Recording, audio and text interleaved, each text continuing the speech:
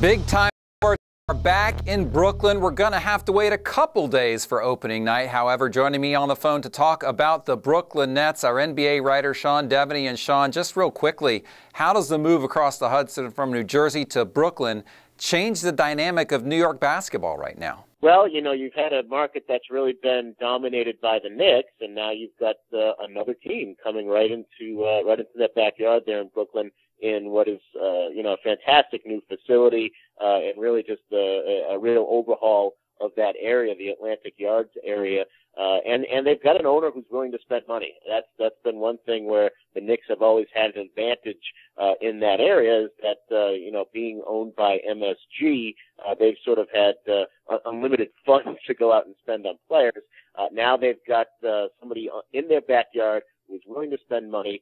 It's really going to be difficult for the Knicks to fend off the Nets in terms of the fan base. You know, it's interesting. I used to live actually about 3 blocks from where the Barclays Center is, and I can tell you Brooklyn definitely has its own identity. People who live there definitely identify with the borough, and it's going to be interesting to see how quickly the Nets can really challenge the Knicks in New York. And it makes me wonder, how good is this team now that they re-signed Darren Williams and brought in Joe Johnson? I know the backcourt looks pretty good. How good are these Nets?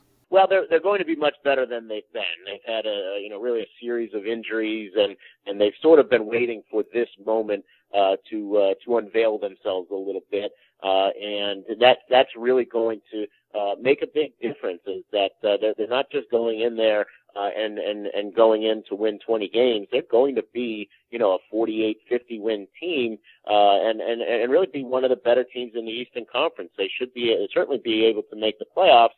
And the question is really, will they be able to break in and maybe win the division, beat out the Celtics and the Knicks in the Atlantic Division, be one of the top 4 teams and get into that second round of the playoffs, spent $300 million or committed themselves to $300 million worth of payroll in the offseason. Mikhail Prokhorov, the owner, did not do that in order to lose. So, this is really going to be a team that will be much improved. Absolutely. I wonder too. I'm thinking about another team that opened a new stadium and new uniforms and a new name and brought in some talent. In baseball, that was the Miami Marlins, and it did not work out real well for them. How important is it for the Brooklyn Nets that they deliver on some of this promise right away? Yeah, I think that they need a good start. There's no question that you bring up the Marlins. That's a good example of a team that had a bad start and never recovered, and you really don't want to see that with the Nets.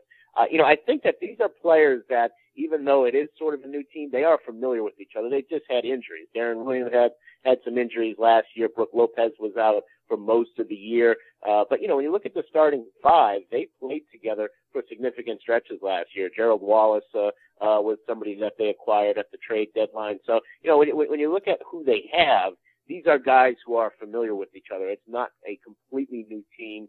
They've kept the same coach. It's not like they're putting in a new system. So I think there is some continuity there. The difference is that everybody's healthy. Everybody's on the same page. And, I think that that's going to be a real advantage for them, as opposed to other teams that, maybe that try to overhaul things too quickly. All right. Well, we'll see what happens. We all get started on Saturday night in Brooklyn against the Toronto Raptors. Sean, thank you so much for your time today. Well, thank you. That's going to do it for now from the Sporting News Studios. I'm Tom Vandervoort. Thanks for watching.